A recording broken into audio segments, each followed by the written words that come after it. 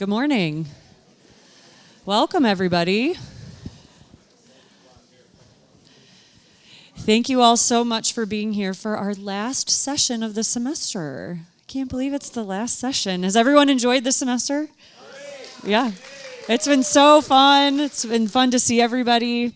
It's been fun to see new members. We hope you invite new people next semester. We'll have the registration for, I know it's in the winter, but it's our spring semester. So I know that's a little confusing, but our classes will start January 17th. So spring semester at TU. We'll have that registration link up by the end of the day today. So if you're either a half semester member or you want to invite somebody to join us, that link will be ready and Mimi will have that in the email next week. So as many of you know, I'm Vicki Wilkins and this is Mimi Johnston, and so thank you so much for being here today. We are excited to have 3 historians who will speak on the history of Heidelberg and Tiffin universities. But before we begin, we always like to thank our sponsors who make this series possible. Our presenting sponsor, Mr. Andrew Kalnow. Our gold sponsors, Seneca County Regional Chamber of Commerce, Destination Seneca County, and Klaus Construction. Silver sponsors, Mercy Health Tiffin and Dr. Robert Dornauer, who's in the house today. Thank you so much for your support. And our friends of Life at TU, the Alan Erie Center, AVI Food Systems, Brenda Collins, Edward Jones, Elaine Daughtry, Chris Lee, Hannah Luring, and Rachel Tate. The Rotary Club of Tiffin Foundation, the law firm of Lang, Gordon, Rannigan, and Klaus, and Tiffin Women in Action. Our first speaker this morning, Dr. John Bing, spent over 40 years teaching political science and anthropology at Heidelberg University, where he now serves as professor emeritus. He served as advisor and consultant at Madonna University and at the American University of Malta, and is now a consultant for Grandillo and Associates. Over the years, Dr. Bing has conducted numerous surveys as part of the study of local political elections. He has written and published reports on local politics, businesses, and nonprofits, and has worked as a consultant to the Family First Council of Crawford County. Dr. Bing has served on the Tiffin Park and Recreation Board since the 1980s, including multiple terms as president. He has also served on other local committees and was honored by the Ohio Park and Recreation Association as Volunteer of the Year. He is the past president of the Ohio Economics and Political Science Association and has written a long-standing column for the Advertiser Tribune. Please welcome Dr. John Bing to Life at TU.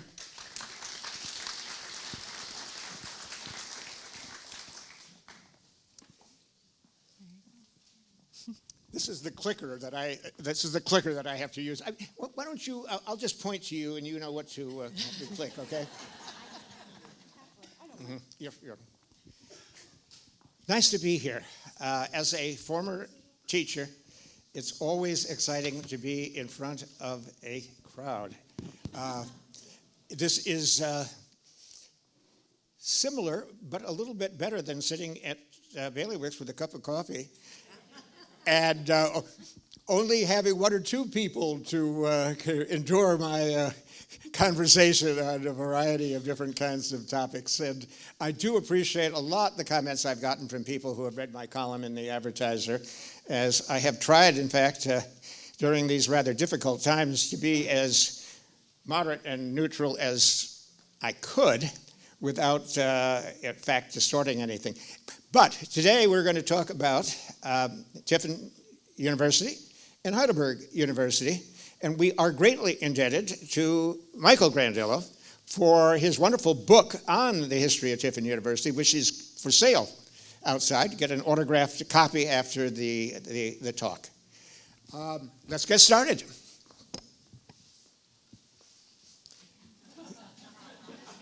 This is someone that you probably recognize. A well-known part of American life and culture for a considerable period of time. He is the center of our story in some ways. What does he do?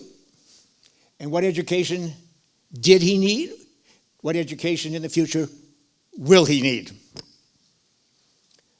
Let's take a look at a timeline so we get some sense of where things happened that we're talking about and the kinds of headwinds that institutions like Heidelberg or Tiffin University face during their lifetime. What I think is important is to note the red dots. They're not entirely accurate. When I first started thinking about this, I went to Google and I did some study on how many recessions, depressions, boom periods. What surprised me was the frequency and the difficulties facing businesses and the difficulties facing private institutions, churches, with a history, a timeline of boom and bust. So you get started, you get moving, you get excited, you have it increases in what you sell or the students that you enroll, and then you fall off a cliff and you're back. Is it 2 steps back and 1 step forward, or is it 2 steps forward then 1 step back? During this period of time, of course, the American economy was booming. We're looking at the Industrial Revolution starting there after the Civil War and the expansion of American industry. And so you're looking at really a kind of passage over time, which is bumpy, up and down, but also ascending. During this period of time, we'll take a look at how Heidelberg fits into this entire sequence. Higher education in the United States in the 1600s, late 1600s, early 1700s, small number of schools and all offering what was considered a classical education. The idea was that a young man or woman was potentially a good leader, an effective citizen, but needed to be provided with the wisdom of the ages. This was a very traditional way of looking at education, but a way that was popularized really for centuries in Western tradition. These schools were relatively small in size. They were often founded by religious denominations, and the religious denominations felt that it was the religious foundation, the religious background, that led to the good character and fine minds that were necessary for the positions of responsibility in the society. They taught Hebrew and Greek. You had to, in Latin, you had to pass exams before in Greek and Latin before you could enroll. They also sponsored academies or kind of high schools that provided this kind of instruction. And they studied texts written in those languages. Now, Ohio became a state early in the 1890s. Population rapidly expanding. Many new towns. Their leading citizens competed with other towns in order to become prosperous, in order to attract settlers. It was important to be a railroad stop, and it was important to have a college. At the same time, leaders of different religious denominations were seeking to found colleges primarily to train ministers. The Reformed Church was in the Ohio Synod. The Ohio Synod, the Reformed Church, was on the outskirts was on the kind of frontier of the Reformed Church at this time, and was very active in trying to, with limited resources, support and found a college. Most, maybe half, less than half, survived.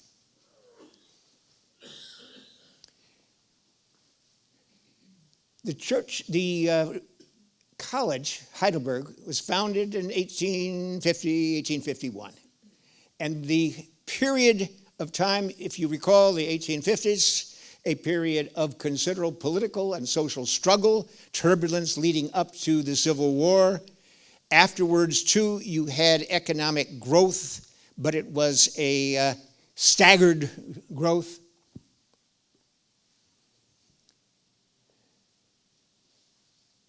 Okay. 7 students at first.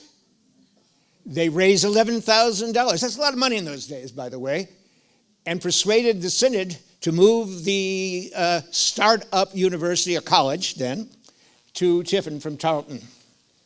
They got a state charter in 1851, and the present location purchased from Josiah Hedges.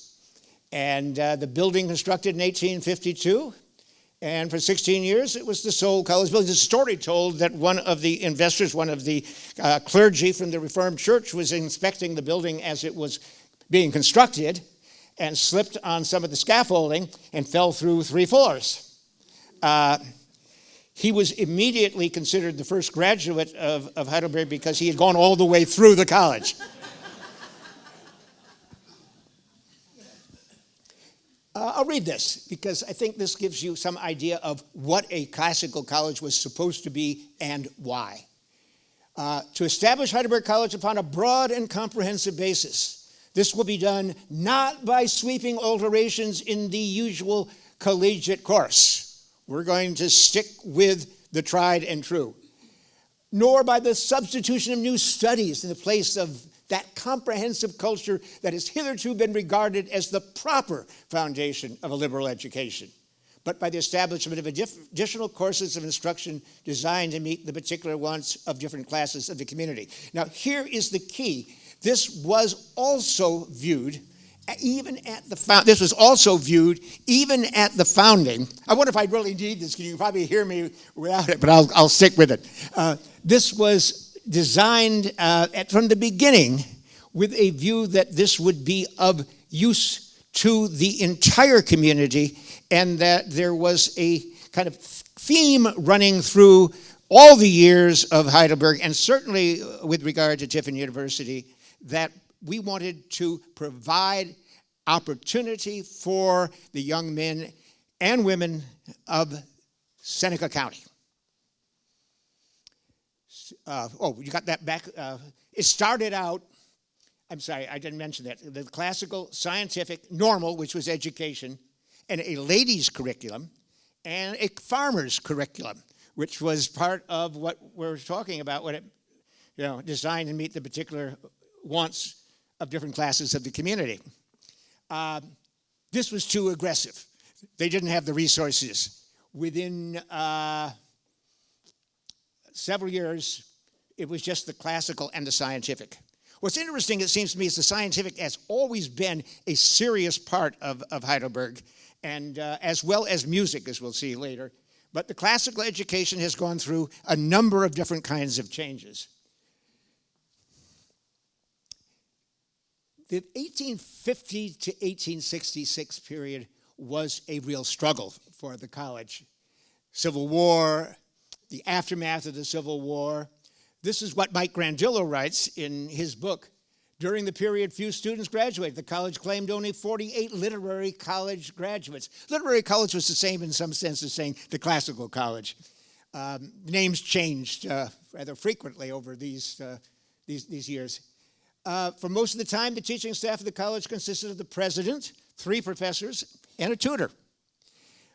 George Willard, who became a kind of innovative and successful president after 1866, commented upon the school that he became president of.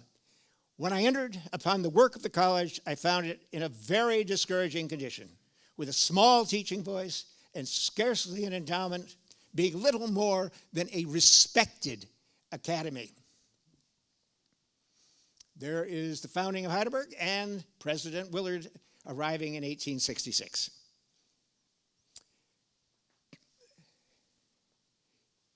Willard oversaw the growth of the college, retiring debt, adding additional courses of study.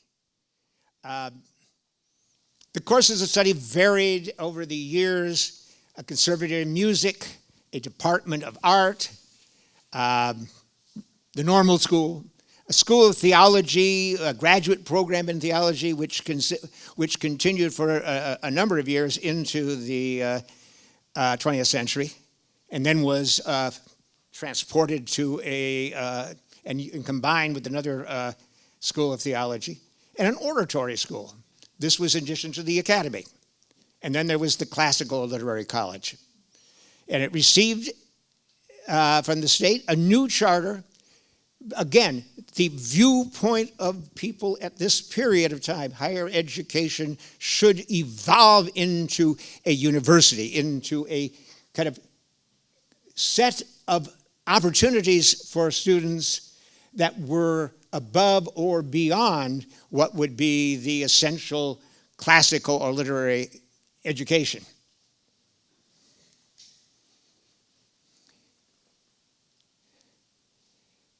I think it's important to recognize how strong the Reformed Church's religious mission continued to be from this founding through the kind of the years of the 1800s.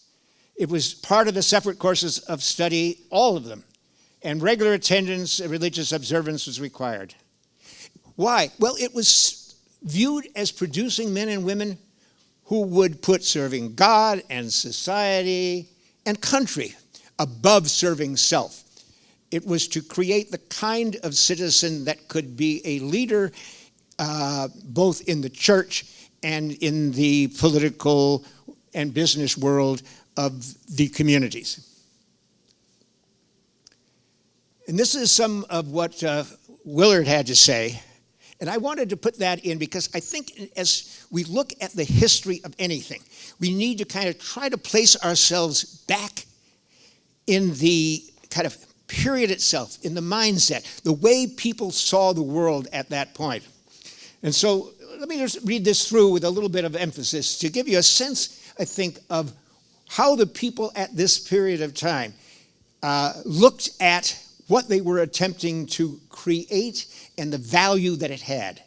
Heidelberg College is like nearly all the colleges of our country, the daughter of the church, which has always been active in establishing and maintaining institutions of learning. There is no antagonism between Christianity and education. Anyone acquainted with the history of the past knows that the church has been and still is the greatest patron of learning, and that it has done more for its advancement than all other causes combined.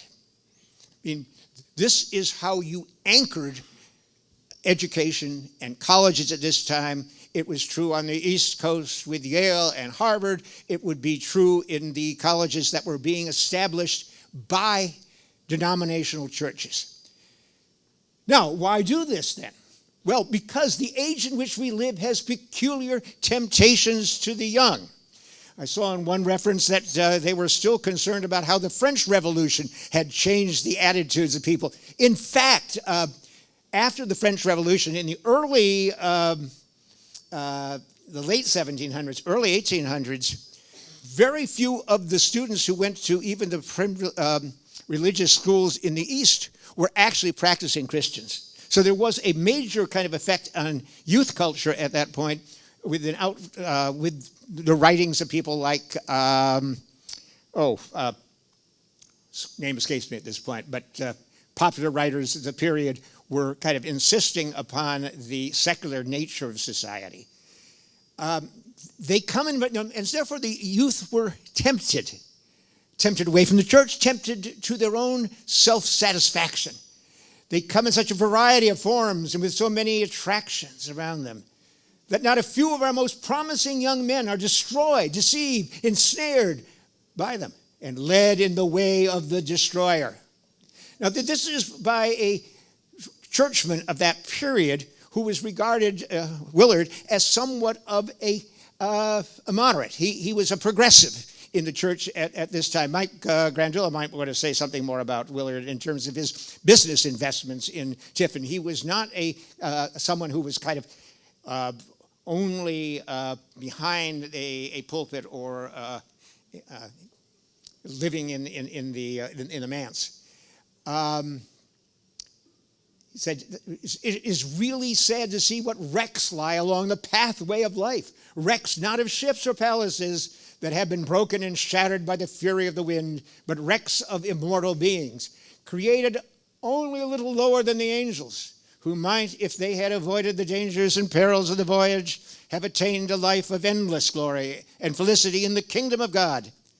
Anyone who can say a word to avoid such a catastrophe and help to keep the youth of the day in the path of virtue may be regarded as a benefactor of his race. Now, part of reading this was to give you some idea of the kind of oratory of the period as well, and the importance of public speaking and its value in raising money for institutions like a private college, like a church college. The early presidents, and there was a particular lay person who was closely associated with George Willard, who went around, called the fisherman, who went around and continued to preach to churches big and small, in summer sun and winter snow. So what would Heidelberg do? Why would Heidelberg be able to why should you contribute your money to this institution? Heidelberg disciplined and cultured their mind, strengthened their powers of thought, and enlarged their scope of knowledge, adding to their pleasures and enjoyments, widened the sphere of their influence, and fitted them for positions of usefulness and profit, which they could not have filled without it. So a very practical kind of bottom line for this rather inspiring lead-in to an education. Mimi?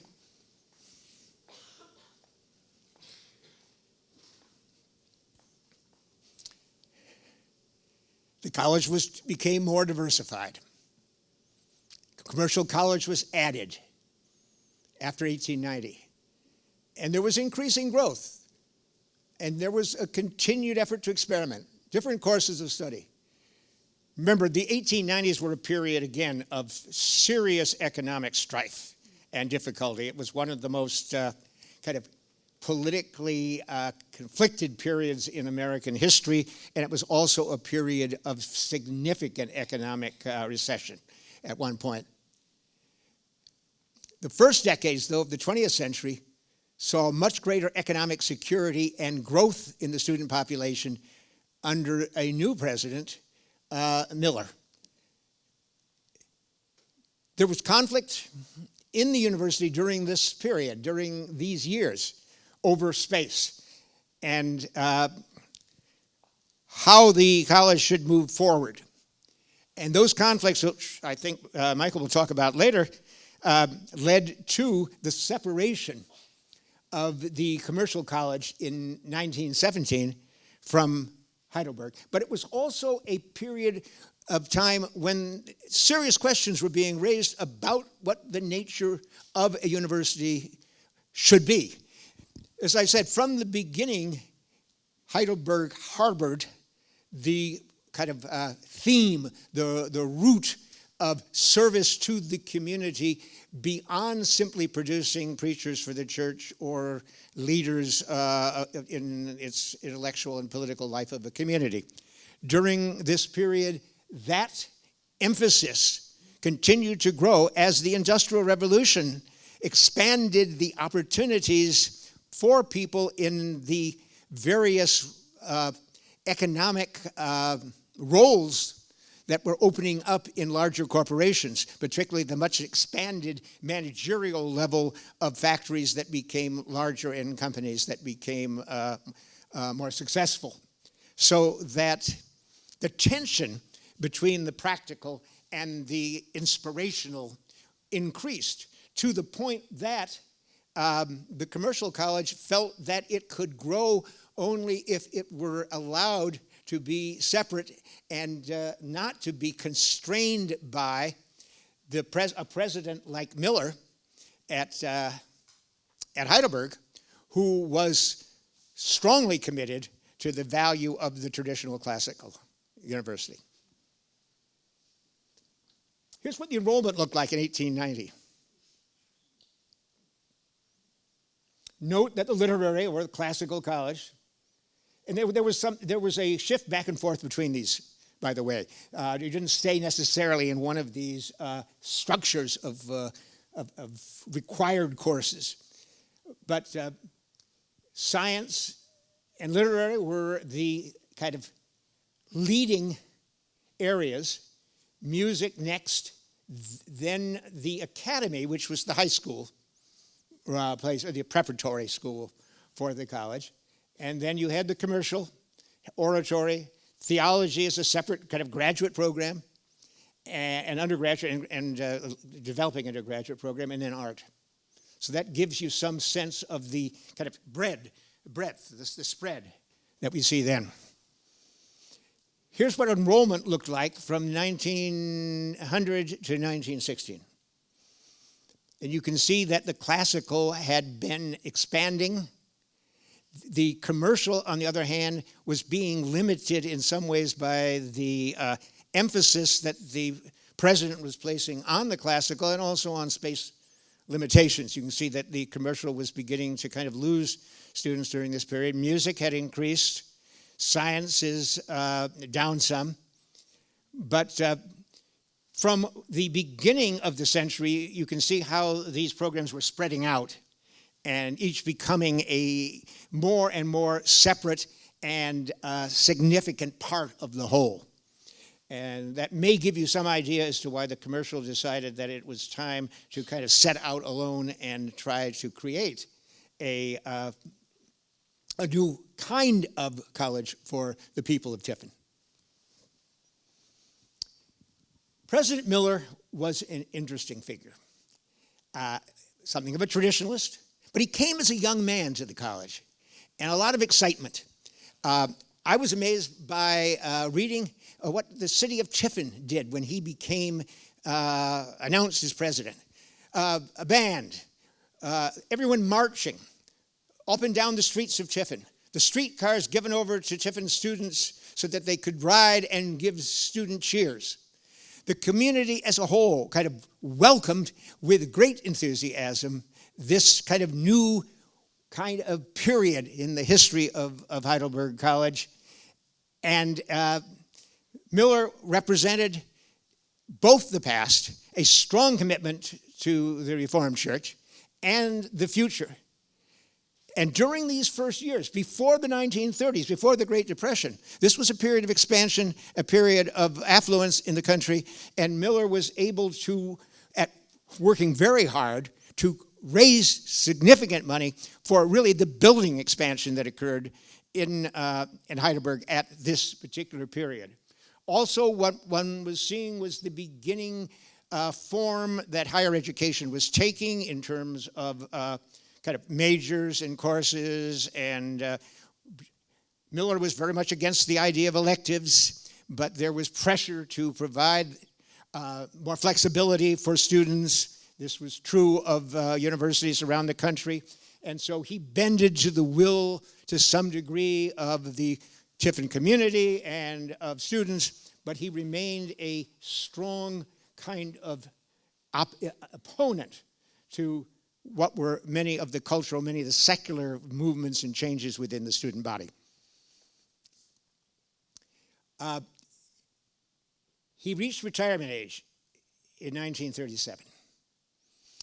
The church brought in, at this point, another clergyman. In fact, up until this period, virtually all the faculty, everyone had a clerical degree, were people prepared to be ministers in the Reformed Church. But they also had specializations in science and in other areas. Josephson increasingly brought in people from a diverse background, and he himself had a more kind of social gospel, religious, liberal religious point of view. But these were very difficult years for expansion and change.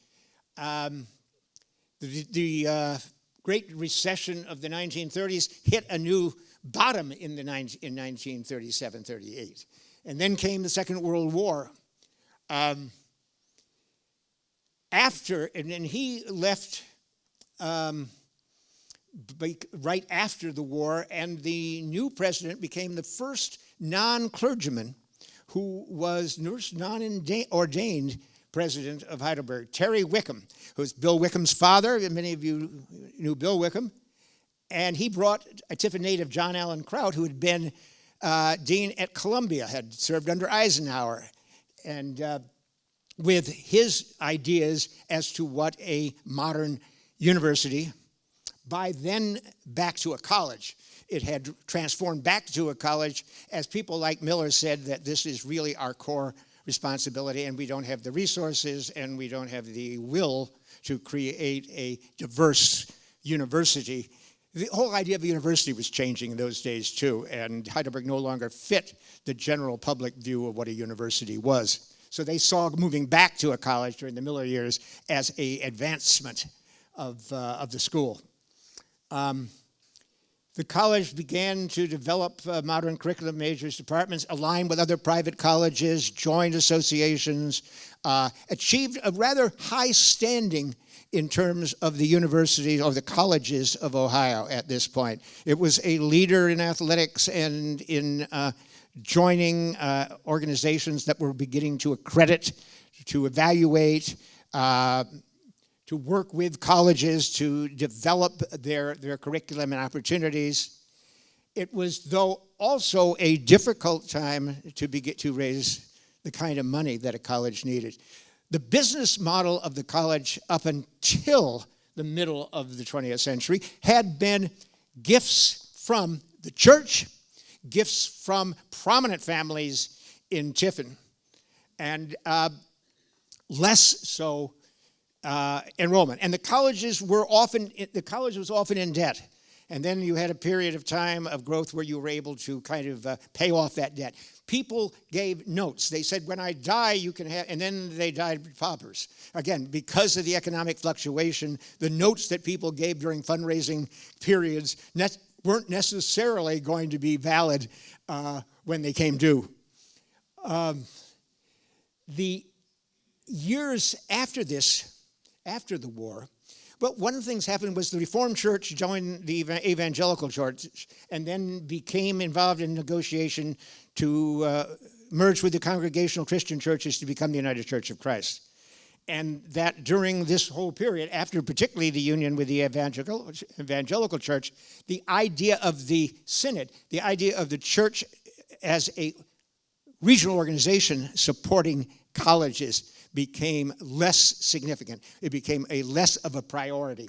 So that during this period, new forms of fundraising had to be developed. Alumni of the college became more important in fundraising and development. They had always played an important role, and on a couple of occasions, some of our alums early on were fairly rich people, but there was never the kind of money that a Rockefeller could give or others that pushed forward, like Duke, a small college that could become a large university through that kind of philanthropy. But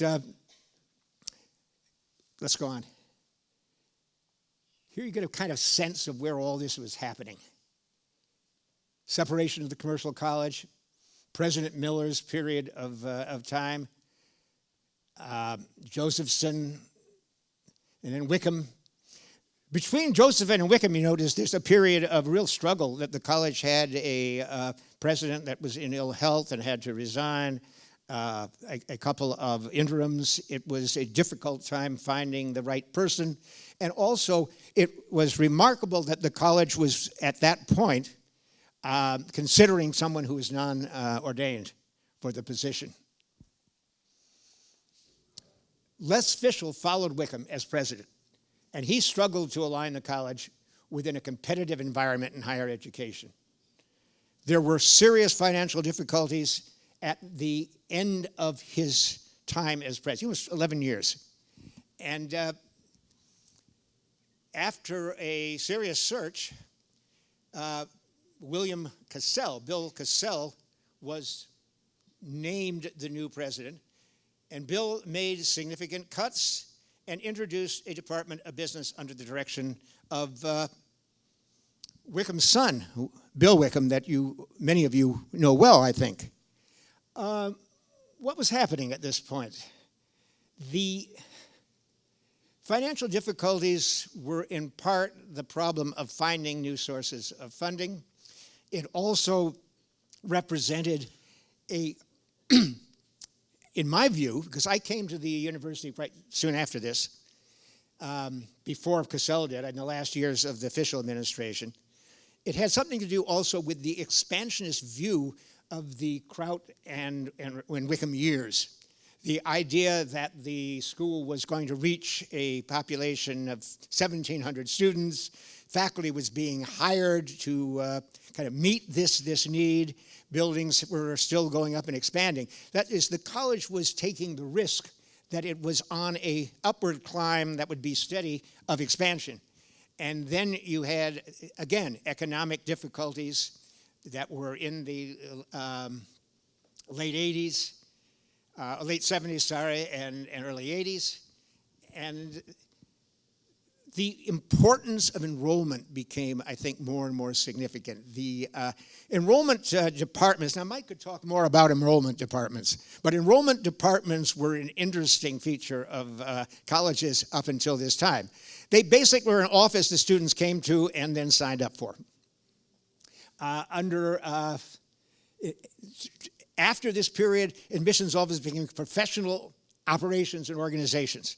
My own guess is that the establishment of the Department of Business and Bill Wickham's experience and expertise and success was an important factor in this, as well as a president who kind of looked at finance with a fine-tooth comb and cut.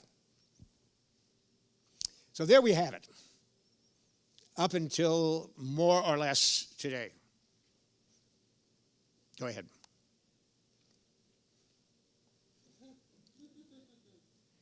And we're back with Dagwood. And we're back with asking the question, what next? What kind of education is appropriate for the men and women of today? To what extent is a classical education still relevant? How do we provide people with the skills that are appropriate? Maybe later in the question and answer, we can take a look at some of the major kinds of questions that are now, I think, at the center of any discussion of higher education. But let me just summarize in this way. We've gone from a religious school to a secular school. We've gone from a school that emphasized classical education to a school that is essentially providing for this generation of students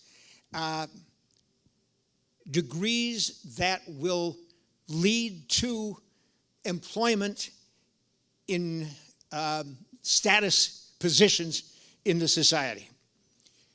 We are moving from a period when an education was a primary passport to a middle-class life, to what we're seeing now, companies and the government beginning to consider offering what were college jobs to people with high school degrees. We're at, again, a period of change. What we've seen throughout this period, it seems to me, all of this period, is the extent to which an outside environment affects the development of colleges, of private institutions, which have to conform to the expectations of that environment, both to attract students and to attract the additional financial assistance necessary to continue. And then you also have, what is it Dagwood wants? That's the questions we still have to face.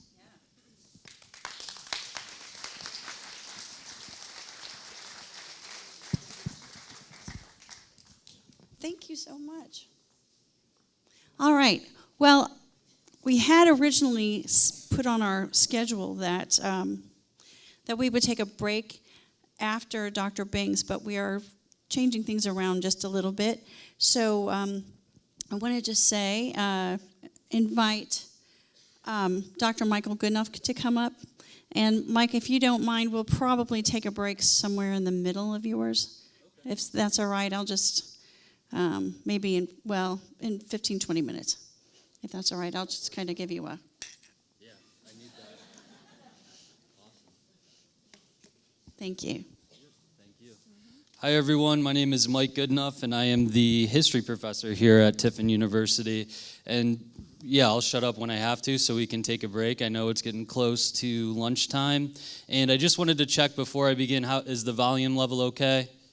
Excellent, because I will be going off my notes because President Grandillo's here, so I don't want to get anything incorrect. But thank you for having me. I'm excited to give this talk, and then we'll get into it. So I'll skip ahead from the objectives and get right into my talk about the history of Tiffin University and the context in which it emerged. So as we just learned, Tiffin was an exciting place during the Gilded Age, and there's those ups and downs during that period where booms and busts happen, and there's realignments and all of those kinds of things. But when we think of the Gilded Age, we also have to contextualize that the United States is coming off the heels of that very horrific war, the Civil War, the deadliest war in U.S. history. So Tiffin, like many towns in Ohio, is grappling with that, thinking about the future, and then also in that kind of soup of industrialization and standardization is trying to figure out what the future would look like. So Tiffin, Ohio did experience a period of significant growth during the Gilded Age.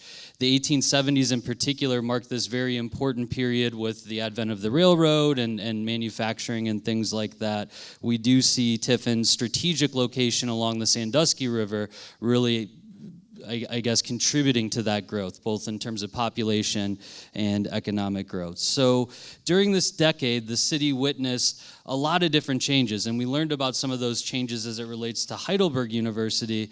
But with the advent of the 1880s then, that commercial growth continued to grow naturally, but then we see more and more diversification and specialization in the economy. And so industries thrived in Tiffin with numerous factories operating in the area. We become one of the glass cities, if you're familiar with the history of the glass industry in Tiffin, Ohio. And as the city's population increased, as workers and their families moved to Tiffin to try to capture that opportunity, we start to see a more modern, robust city emerging. I know Tiffin isn't a large city today, but if we were to take a time machine and go back to this time period, it's a future city, right? If you were to come here and you see all of that growth, it would be, just like a Toledo, a Cleveland during the industrial era, even if it was a little bit smaller than those places. And for years, the Tiffin community had been dominated by a very prestigious university, Heidelberg University, and as we learned, that was founded in the pre-Civil War era in 1850. And so it had been around for a long time by the Gilded Age. And so that was the only higher education institution in the city of Tiffin. And so the leaders of Heidelberg who recognized that things were changing during the Gilded Age and seeing that professionalization and standardization in the economy, wanted to connect to larger national trends. They're obviously trying to grow their university, and they wanted to make sure that they could position their university in a way that would highlight some of those changes in the economy. And so they decided in 1888, which is on our seal and things like that, to create Heidelberg Commercial College. And this is where the story of Tiffin University really begins. And that's why we still use that year as a marker of our anniversaries. So when we fast forward a little bit, oops, I think I messed it up. There we go. In 1912, after Heidelberg leaders worked to recruit faculty members, as we learned about, and to help lead the university, and then Heidelberg Commercial College in particular, two important individuals arrived to Tiffin, Franklin J. Miller and then Alfred Reichard. And these two individuals would be very pivotal in promoting that kind of commercial college ethos and identity and things like that within Heidelberg University. And so Reichard and Miller worked diligently to make the commercial college incredibly successful. And in fact, the popularity of those commercial programs helped Heidelberg grow its enrollment rapidly during those early years of the beginning of the 20th century. However, during those early years, cracks started to emerge between Heidelberg's administration, the more traditionalists, as we learned about today, and the commercial college. So Chancellor Charles Miller, not the commercial college Franklin Miller, wanted Heidelberg to return to that kind of Christian root, that traditional form of education, and have the college be more geared towards Christian theological instruction and the classics and things like that. And so Chancellor Miller enforced strict student codes of conduct. President Grandillo talks about this in his book, and there's some fascinating stories. So he is a traditionalist. He bans playing cards on campus, bans dancing, and things like that during this time. And this frustrated a lot of Heidelberg students. There was even one point where students rebelled against Chancellor Miller and ripped the porch off of his house as a show of rebellion. And this is not in the 1960s. This is in the early 20th century. So that kind of student rebellion has always been around in the United States. And then after that episode, Miller did relent a little bit and allowed card games and dancing to return to campus. But that rigidity of Chancellor Miller did stand in stark contrast to Franklin Miller. Whereas Charles Miller represented this more traditionalist viewpoint, Franklin Miller represented the new culture of 20th century American industrialism, capitalism, consumerism, the new economy,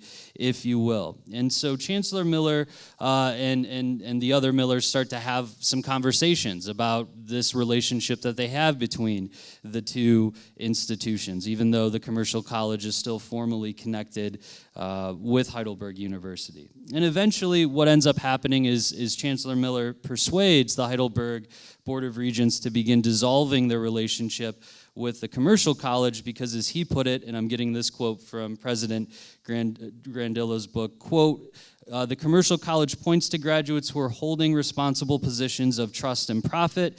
This does not mean the commercial college unduly emphasizes the desirability of acquiring large sums of money, but it does mean that each individual recognizes that money in certain quantities is more or less essential to the happiness of each individual because of the material necessities and comforts of life which it provides. The Commercial College of Heidelberg University believes that it is tendering a far more beneficial and lasting service in behalf of its graduates by qualifying them to command a high compensation than by developing their ascetic nature and leaving them without the ability to gratify that nature, unquote. So essentially what Miller is saying is that the Christian values of Heidelberg University were incompatible with the vision that existed at the commercial college. And thus, when the commercial college grew to capacity and requested funds for more space in early 1916, it was clear that the commercial college would likely split from Heidelberg University. And during the summer of 1916, with that meeting of the Board of Regents, they did formally vote to discontinue their relationship with the commercial college. And so Franklin Miller accepted the decision, and what came next then was the formation of a new academic institution almost 2 years later that would be more directly linked to the Tiffin University that we sit in or stand in today. So next I'll chart the growth of Tiffin Business University, but in terms of time, are we ready for a break, Mimi, or should I keep going?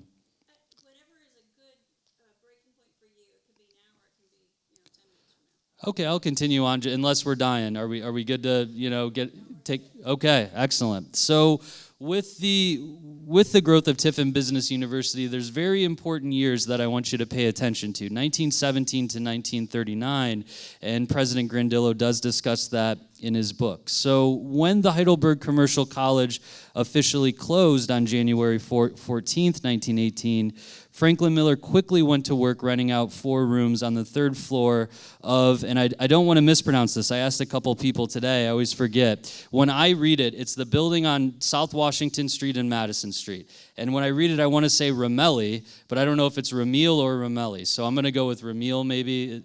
Remeli, okay, even better. So the Remeli building, which today is an apartment building that still operates. You can look at the cornerstone and all of that. So that's where Tiffin Business University would open on January 18th, 1918. So Tiffin University, Tiffin Business University, I should say, owing to a $10,000 personal investment from Franklin Miller, quickly became outfitted with the latest equipment needed for a modern business university. Miller also ordered that new courses and curricula be developed in addition to hiring new faculty to help teach that curriculum. So Tiffin Business University represented what President Grandillo called, quote, a quintessential business college of the 20th century, unquote. And so during the late teens and into the early 1920s, higher education in the United States underwent a fundamental transformation as universities grew in physical size, academic programs, and enrollment. And so a lot of colleges at this time are recognizing the same trends that Tiffin Business University recognized as well. And if you're interested in the 1920s and higher education, there's a great book by the historian Paula Fass called The Damned and the Beautiful, which is a play on the Fitzgerald book, The Beautiful and the Damned, and she talks about a lot of these changes in higher education. But either way, through Miller's funding, he and Reichard worked hard to ensure Tiffin Business University would be outfitted and equipped with the latest technologies, equipment that would be needed to train the next generation of students and ultimately the next generation of workers in this new economy that emerged. So Tiffin Business University, right from the start, was one of the best equipped business universities in the nation at the time. And Miller wanted to ensure that students had access to this equipment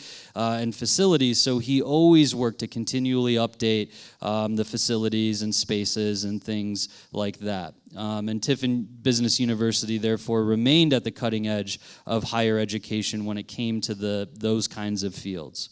So the 1920s then, this is after the recession in the early part of the decade of the 1920s and the boom that then soon followed, saw revenues increase for Tiffin Business University. And it had a strong balance sheet, and Miller wanted to make sure that he used those increased revenues to reinvest in other business enterprises that could potentially help the growth of Tiffin Business University. So a really interesting story is that in the early 20s, Tiffin Business University purchased 120 acre farm in Clinton Township, I believe it was, with the idea that one day we're going to outgrow our current space and maybe we'll relocate to a new location. And so we could have a 120 acre campus, outside of Tiffin and things like that. And so he knew, recognizing the trends as a visionary and things like that eventually Tiffin would outgrow the space that it started out with.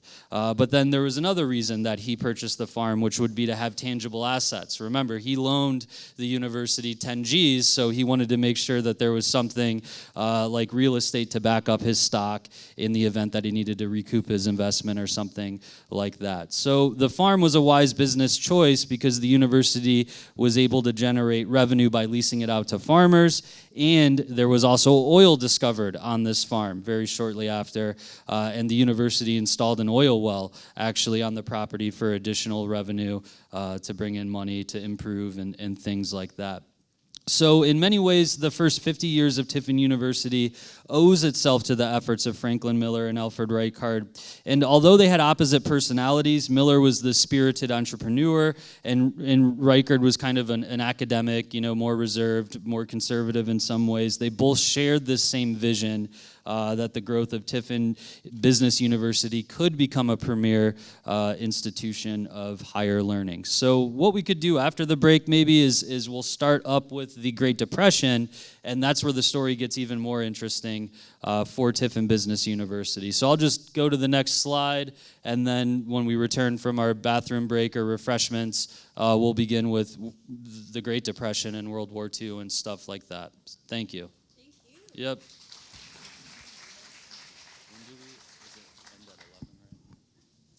Yeah, at 12. All right. So I want to thank both of these gentlemen. We are about to take a short break. And when we get back, I am going to do what I neglected to do, or maybe Vicki will do it for us, and give Dr. Goodnough's bio, which is also impressive and deserves to be known by the rest of you.